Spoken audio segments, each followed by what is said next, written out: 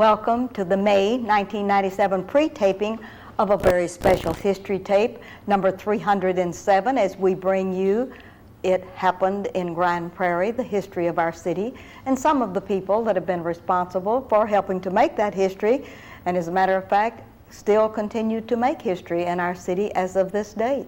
We're very pleased to have with us today two very special guests, longtime Grand Prairians, Mr. and Mrs. Miles Cooley. Miles, welcome to the set. Nice to be here, Ruthie. Oh, it's wonderful to have you with us.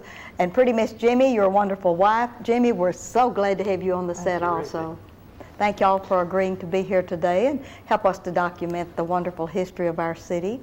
And first of all, let's begin with Miles. And let Miles give us his genealogy, maybe tell us his parents' name, if he had brothers and sisters. Look right out in your camera and let's start documenting, Miles. Well, let's see. I was born a long time ago, 1923, in the front bedroom of a house in Downs, Kansas. Downs, and that's D-O-W-N-E-S? No, just Downs, D-O-W-N-S. All right. Named for a railroad engineer, I believe. It brought the railroad through that city. All right, and give us your parents' name. Be Miles Webb and Mabel Cooley.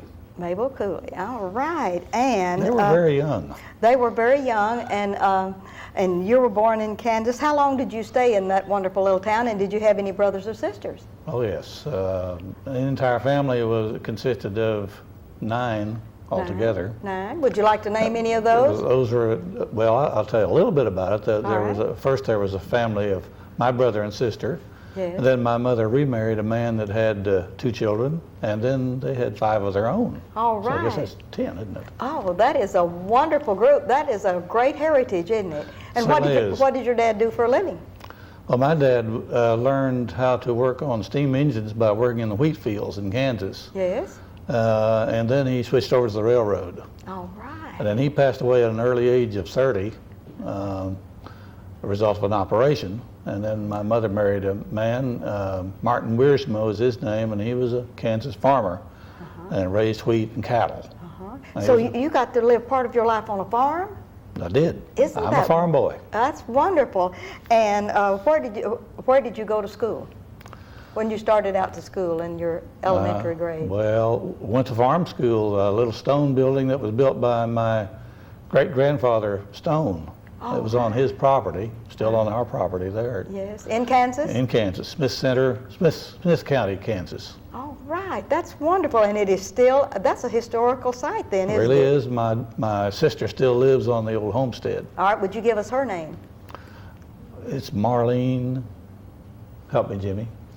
Higher. Marlene Higher. Oh, that's great. That's wonderful. And lives on the old home place near that little very special school that you attended. From there, you went on to school where? Well, I went to high school in Downs. That was all our, right. That was our a big hometown. town. It was a big town, and yes. It's where I was born, actually. Okay. And then I went on to Kansas State College, it was known as that time, for a while, and then the Marine Corps got me. All right. So let's don't go into the Marine Corps yet. Let's stop right here and go back to the little schoolhouse where you first started, in that little stone schoolhouse. Was there a favorite teacher or someone you'd like to remember? Well, I don't really remember that, but I remember getting something really good out of it. All right. When I was very young, we lived in Atchison and in Concordia, Kansas. Right. And I had a lot of sicknesses, such as scarlet fever, whooping cough, and that sort of thing, and I was out of school a lot. Yeah. And the city school teachers didn't see fit to move me back a grade, which needed to be done. Yeah. But as soon as I got to the country school, they knew what to do. Yes. So they did that, and then I got straightened out and did okay. Oh, that's wonderful. So I owe them a debt. For Downs, Kansas, where you went to high school, were there favorite teachers or favorite subjects you'd like to have on this record? Oh, I like nearly all of my teachers. They were great. I'm afraid their names sort of escaped me, but I can see them in my mind. All right. Is there any special subject that you liked better than others when you were in high school? Well, I like math very nicely, and history. Math and history. And I worked in farm shop as a team. My team partner and I won first state in state contest for farm machinery. How wonderful. So we had to do a lot of little skills like figure a rafter problem and cut the rafter, and Yes. had to tune a one-cylinder engine. Oh, Things well, like you that. you took after your father then, so because he was inclined with We engines were pretty and motors. mechanically inclined, but if you're Yes. going to be a farm boy, you have to be a jack of all trades and be able to do all those things. So That was wonderful. farm shop was a good thing. All right, and then you went on into the college in Kansas, and what did you decide you were studying basics? Well, I or had it what? in my mind to be an electrical engineer at that All time. right, okay. Well, that was a good start, and that was really hard to go away to college. Where was your college located in the town? That's near Manhattan, Kansas. Downs? Manhattan, Kansas. Okay. The little Manhattan. All right, we're going to leave you in Manhattan, Kansas, but we're going to try to catch up with this little story by starting with Jimmy and let her look out into her camera and give us her genealogy. Would you do that, Miss Jimmy? Well, I was born in Tolar, Texas, in June 13th, 1925. Okay.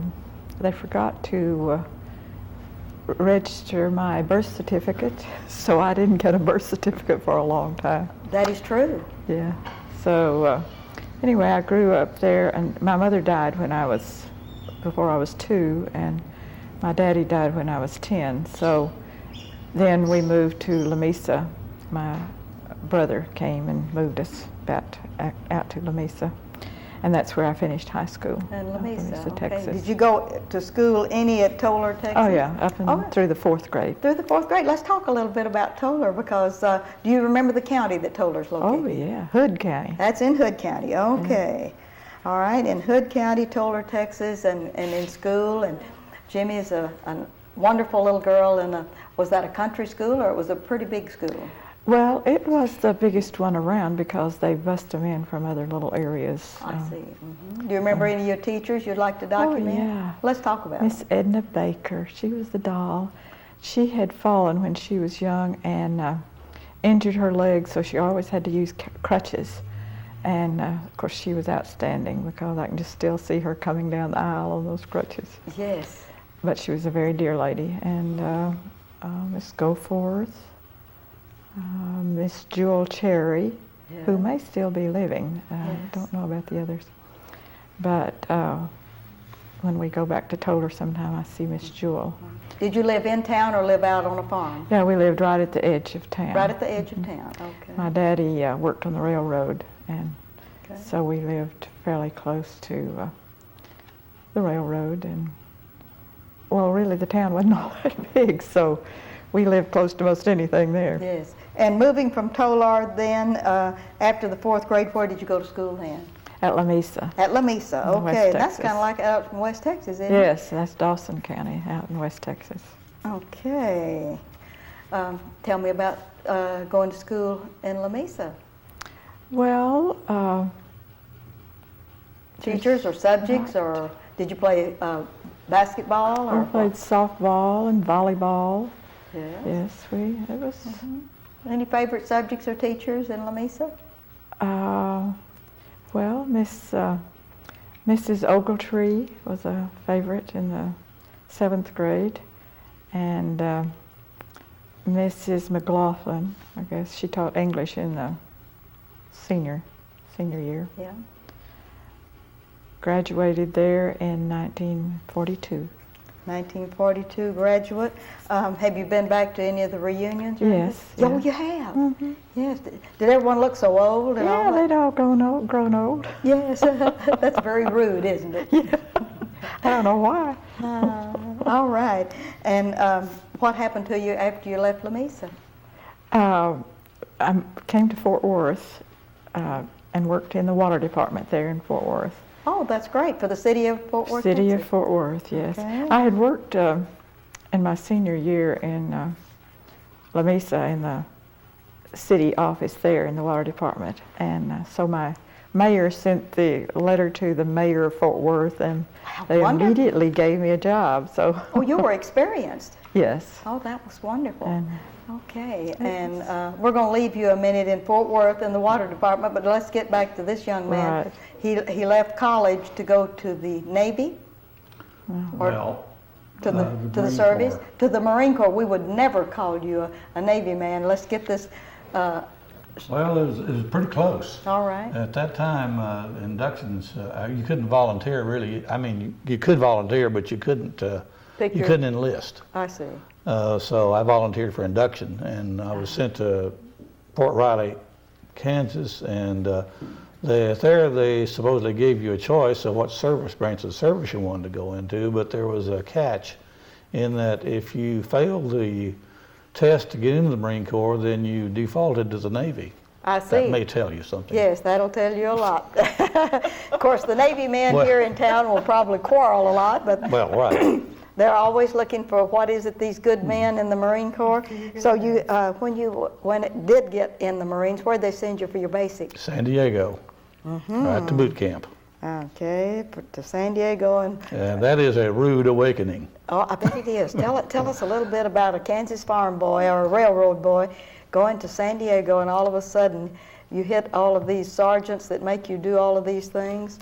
Well, there's really a lot of contrast. I enlisted in January, and it was cold and snowy and so forth. And you know, when you take the train at that time to California and drop down into San Bernardino Valley, and there are the orange blossoms, and you think, where have I gone? Yes, yes. And then about 2 days later, you wake up in the Marine Corps boot camp, and you kind of know where you've gone. It's tough there, isn't it? Tough. Yes, all right. And Rude awakening. after you left the boot camp, where'd they assign you?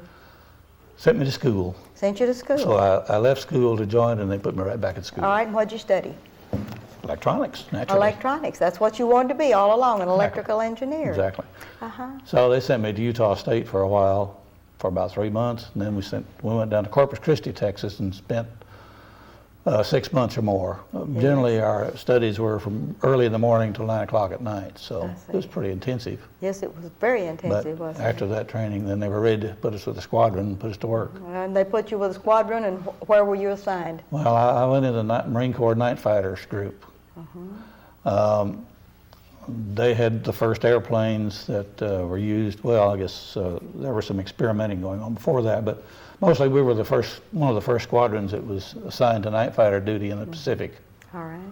And our What squadron, action did you see in the Pacific? we ended up on the island of Guam. All right. Our operation, of course, we didn't go into the original forces, but D-Day +7, we went to Guam. There was very little fighting there, fortunately, so really all we had to do is get our runways straightened out and start flying. Yes. And my main responsibilities was maintenance and of the radar systems on the F-6Fs. F-6Fs, that's great. All right. And then after the Marine Corps, what happened to Miles Cooley? Well, actually, I stayed in How long? 9 years altogether.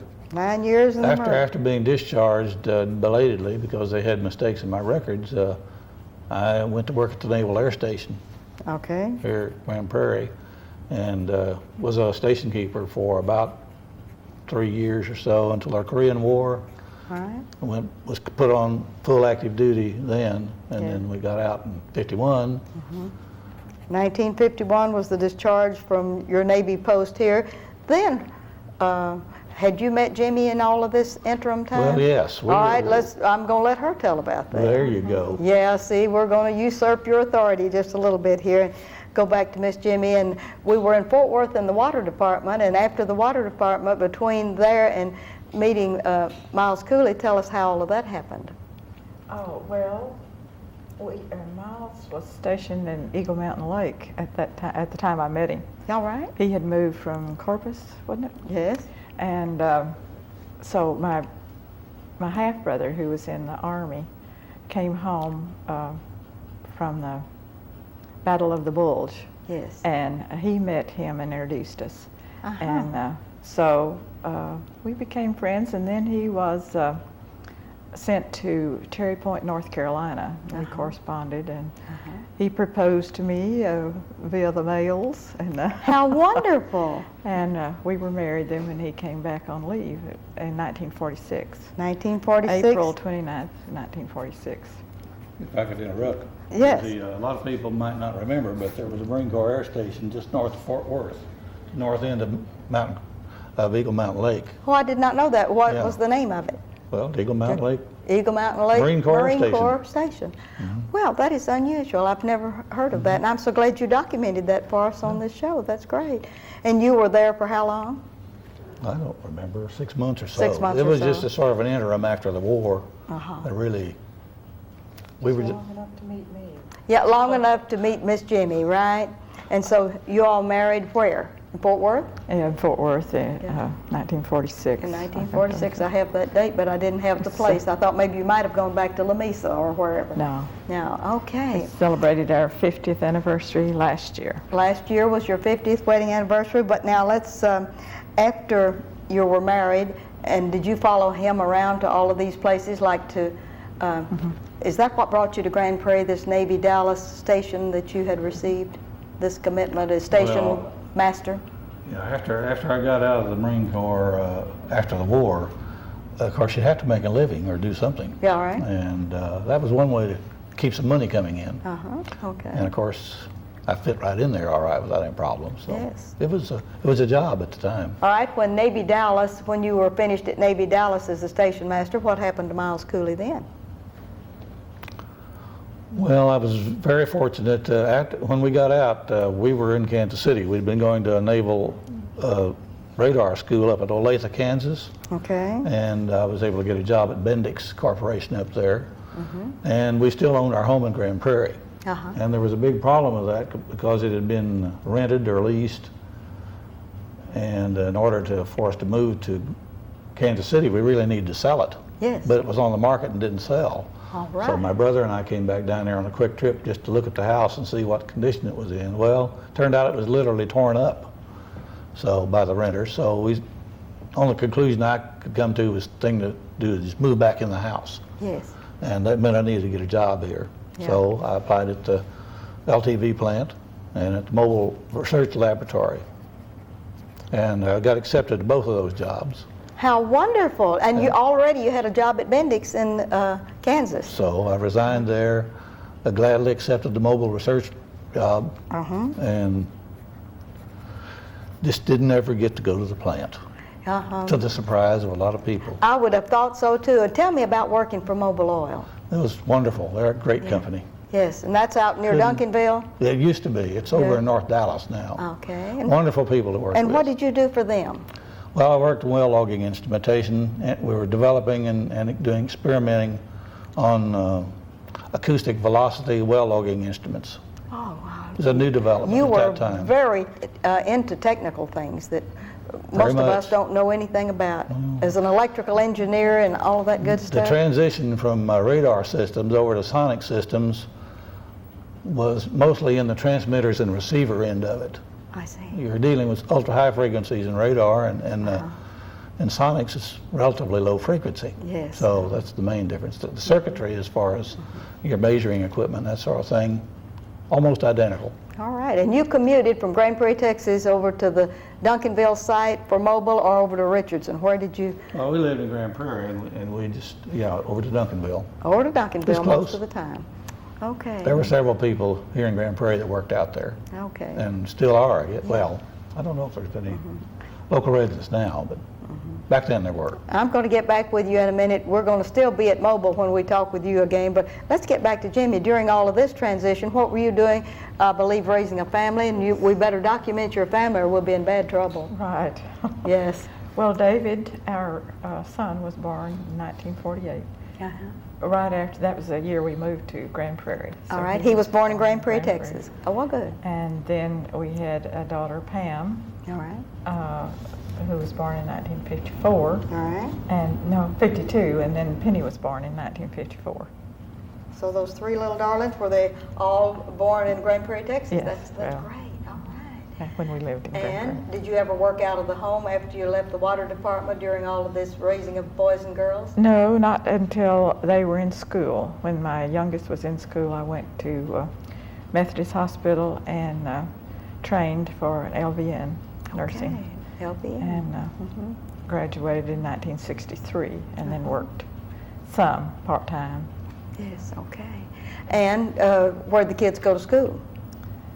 To college, you mean? No, where did they go in Grand Prairie schools? What, Oh. elementary? David started at Travis Elementary, All right. and then we moved across town, and all the rest of them went to Austin. Austin Elementary, where Mr. Morton was the principal for so long. All right, so did they go on to Adams and then to Grand Then- Prairie High School? Well, David was a little before Adams. He had to go back to Lee. Back to Lee Middle But School. Adams was built in the meantime, and so the girls both went to Adams, and then to. Did you PTA and do all of the things and be Oh, yeah. room mother and all of this good stuff? Yes, I was very active in Austin Elementary and received a life membership from Austin Elementary. Were you their School. president Yes, I and thought every I- other office you can think that of. you can think of? Okay. And then I was president of Adams for a while, and but I didn't, and I kind of slacked off by the time high school, Yes, and that was when I started doing my nursing. nursing. All right, I and didn't then do much PTA work after that. after your PTA career and into the nursing, then did you work part-time? But where did y'all go to church? I need to document your church life. Well, Well, we attended Church of Christ on 4th Street, Okay, and then when they moved out to the new location, at we moved Turnpike? out there. So we've been with that congregation all along. All right, and I know that you've been, both of y'all have been Bible school teachers because I've sat in Right. your class, Brother Right. Cooley, Right. lots and lots, and you sing and do all of these good things, lead the singing in the Bible class for we seniors when we go up visiting your congregation. Yeah, we have done that, and Jimmy has taught the 3rd grade class for years and years. Okay. I don't really know how long. oh, about 45 years. About 45 years for the 3rd grade, and you know that is the most perfect class It is. of It the is. students They're to great. teach. They're Great just age. wonderful, great Great age. age. All right, and tell me about your career, Jimmy, with the DFW Medical Center. You've been president of the auxiliary, and tell me how you got into that work relating to your LVN work. Well, when I was working part-time for a doctor that retired in Dallas, and so I just decided I had some time that I would devote to volunteer work outside of the church, which I was doing a lot of things there. But so I started, I believe in 1984, out at DFW Medical Center, doing working in family relations out there. And so I've been out there over 12 years, I think it is. And just enjoyed being able to help people. That's me, I just like to, I like to help people. And you volunteer one day a week now with the Yes, DFW. one You day were a there the other day when I was there for day surgery, right by my bedside, doing all of these good things and making people feel real important even when they're in surgery. And I hope think so. that is a gift that that you have that a lot of people, if it weren't against the law, would be envious of. And Thank that you. is a real calling, especially to go in for those that are in need. We're going to leave you for a few minutes and let's get back to Miles Cooley. Miles, while the kids were going to school and you were working at Mobile and doing all these other things, did you have any hobbies or outside interests other than maybe church? And tell me about the rest of your life. Well, I did mow the grass. No, I really, I guess, wasn't really big on hobbies. Yeah. It seemed like my time was pretty well spent doing what I did. Did you coach any baseball teams or little? I did coach the Marine Corps softball team one season. Actually, it was not a hard decision to make because my commanding officer called me in and said, "You will." And I said, "Yes, sir."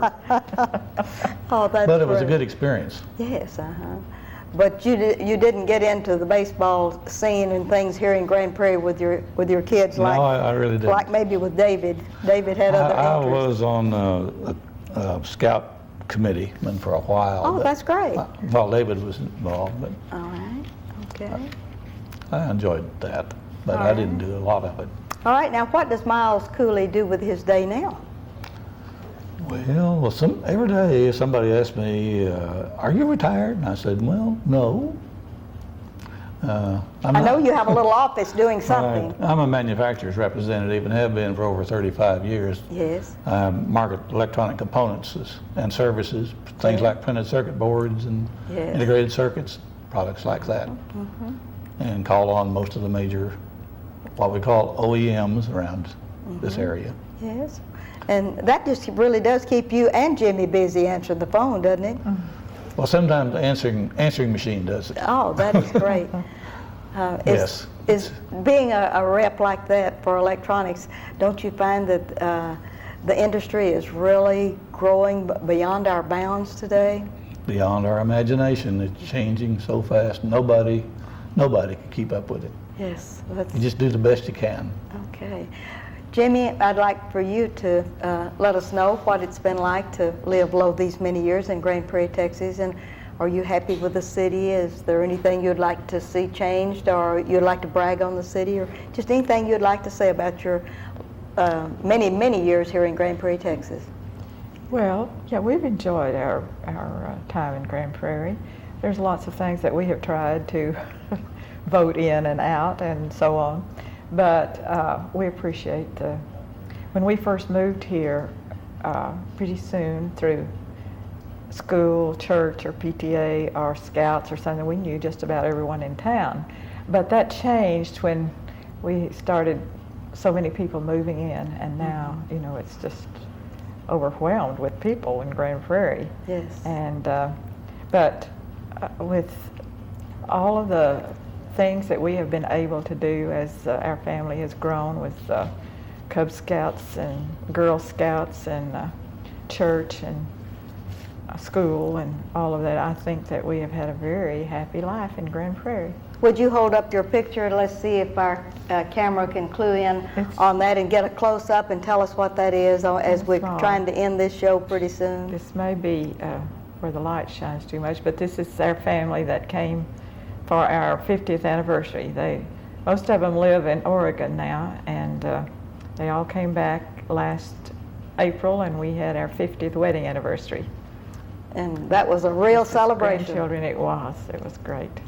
In the half minute that we have left, Miles, do you want to say anything about Grand Prairie? We have just a few seconds. Well, I'm delighted to live here, and I like the city. We're just like all cities. We could do some things better, but there are a lot of wonderful people here. And you don't even have time to garden, do you? Well, I dig a hole or two for Jimmy wants to plant something, but All right. mostly she does it. Well, I want to thank both of y'all for coming and sharing your expertise of living in Grand Prairie, and especially to get a technical person like Miles with us on the set. That's very exciting for us. And Jimmy, thank you for aiding and abetting him all of these years and for being good citizens of Grand Prairie, Texas that are admired by many. Thank you, Ruthie. And this is Ruthie Jackson reminding you that history is as we live and do.